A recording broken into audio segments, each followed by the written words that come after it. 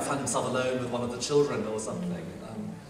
And actually the moment when, I don't want to give away the plot because I know at least one of you hasn't read it, the moment when one of the heroines dies in his presence took me completely by surprise. I hadn't planned that at all. I planned a big confrontation, but no more than that.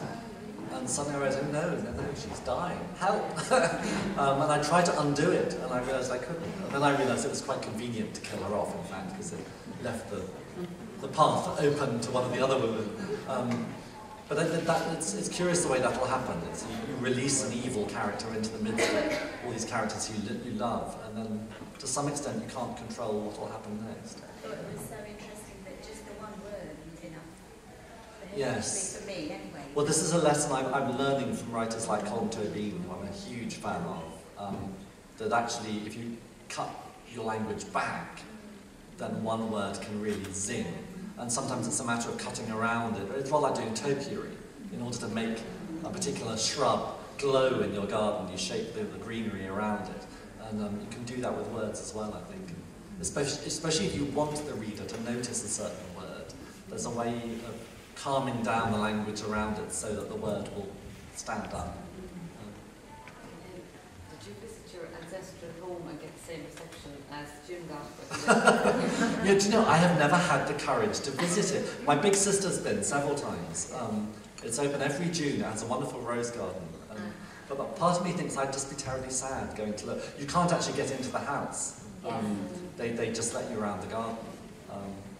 But the house is full of Gale things. So there are names and things written in windows and stuff like that. And, I think I'd find it too upsetting. So but what I do every time it's sold again, every time it changes hands, I get a copy of the estate agent's details and I file it away. It's my little file of it. But there's a funny bit of, somebody was telling me that Thurles has a remote Princess Diana connection.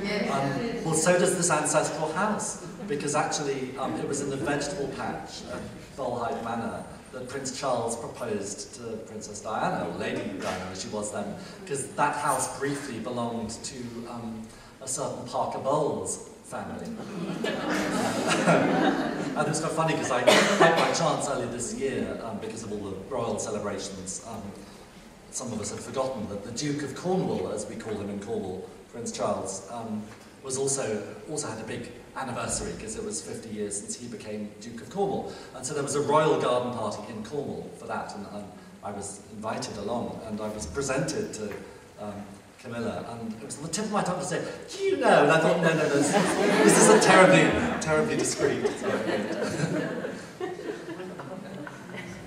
Anyway, enough about my family, back to books. Did you know when you were writing notes of an exhibition that you were going to write another? No, I really didn't, and I thought it was a standalone book at the time, and it was only when I'd finished the book after that. I'd finished the whole day through, and I was talking about the whole day through to an audience like this, and somebody asked me a question, so what about Morwenna? What's happened to Morwenna? I'm worried about Morwenna. And that got me worrying, and I then realised I'd actually had been fretting about her, because her story is left hanging at the end of notes. She doesn't have any resolution. She's just in a very bad place, in a very bad way, just after another suicide attempt. And then I realised, okay, I need to bring her back, just so I can reassure myself that she's okay, give her story an end. And then it just occurred to me it was quite a neat opportunity in this book to bring her back. I'm just wondering, in notes on the exhibition, you have a lot of references to the Quakers. Yes. I'm just wondering, do you still admire them?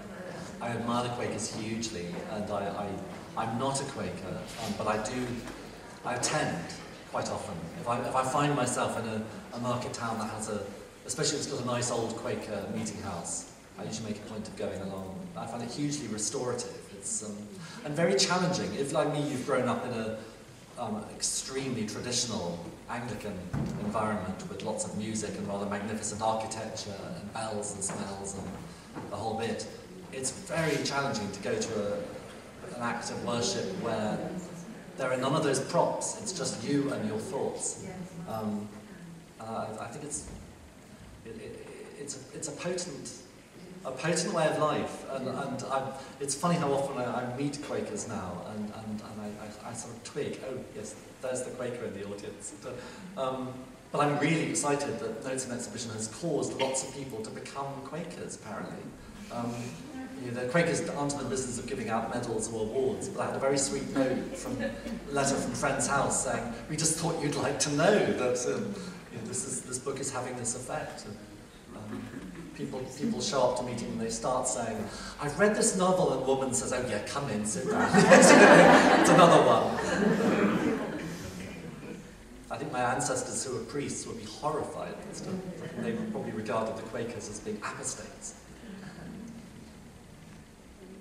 I think that's one of the nice things for me when I was reading about the Quaker and Anthony, the goodness, that there actually is so much goodness in the world, and that there are people who just radiate this light, and it really attracted me to him, and I almost felt he was too good for the world in a way. I wonder... I hate to tell you, he's made up. He's not available. Several people have said if it's filmed, can it be Liam Neeson, please, who plays it?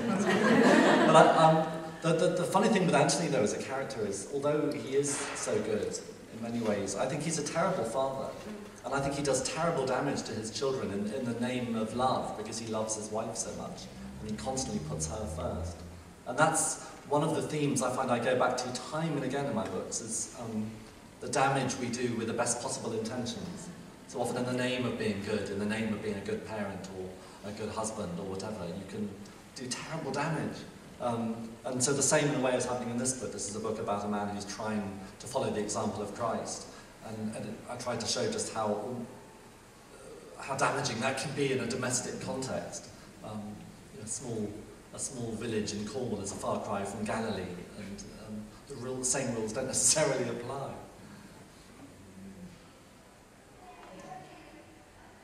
I think how this went downhill so quickly.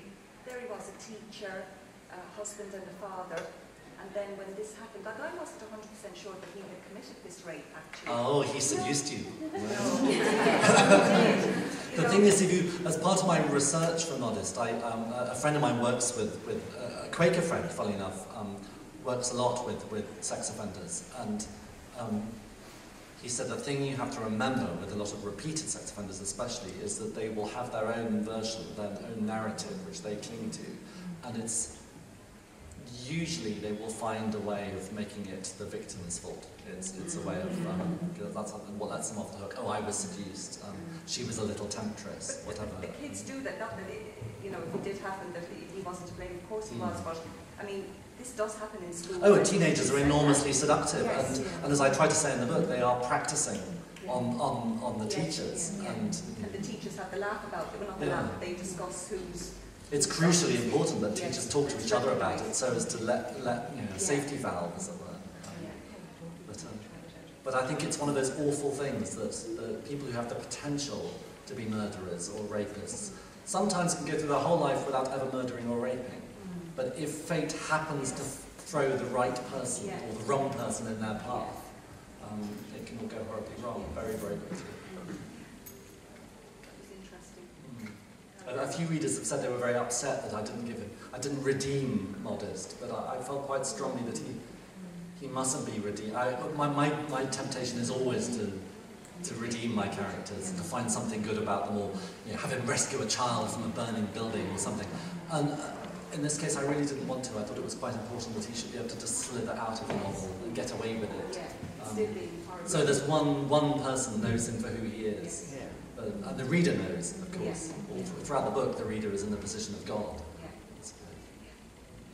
So when you say that Barney was a bad father, with relation to Jim, the little adopted boy, do you think that all this forgiveness and love, he overdid that? I think it's very sad. I think he's a bad father in the way. Yes, with Jim, he has all these needs he wants to fulfill. I think deep down, Barnaby's actually quite hung up on his family history, and it's really important to him to have a son. And Jim just, I don't know, I think poor Jim, it's a vicious triangle in a way, because Jim is damaged by poor Dorothy's failure to love him, even though she tries to hide it. And that's all too common in families where a child is adopted and the mother despite her good intentions, the love just doesn't come. And I think that in turn makes Jim unable to cope with Barnaby's very warm love, that's almost too warm in a way. Sorry, that's a woolly answer to a very straightforward question. Can you explain the title, because it's a very interesting one? Like, well, The Perfectly Good Man. Why Perfectly Good? Was that like... Yes, I love titles that mean more than one thing. In fact, this wasn't the original title. Right up until when I delivered the novel, it was called Good People, because I very much wanted it to be about the sense that it was about a community and not just one man. And then HarperCollins noticed that they were publishing a crime novel called Good People the week before mine was due to come out. And they said, please, can you change the title because it'll confuse sales reps. I don't think it would confuse anybody, actually, because this doesn't have a dead blonde on the cover. Still. So I then thought, what else can I call it? And I realised, actually, like as in almost all my books, there's an unanswered question that powers the novel for me and kept me writing, and that's what makes a man become a priest in an era when it's such a terrible job. And Dorothy actually asks that question in not so many words when she first meets him, or she asks it to herself, what makes a perfectly good man become a priest?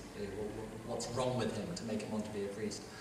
And so on one level it's ironic, it's perfectly good in the sense that you just say, well, it's a perfectly good armchair, why do you want to throw it out? But there's also, in the background, all the way through the book, this reference to the Imitation of Christ, the Little Red Book, and this hint that actually, all the way through in the background, is the figure of Christ, who is the perfectly good man, this impossible exemplar to which Barnaby is trying to live up.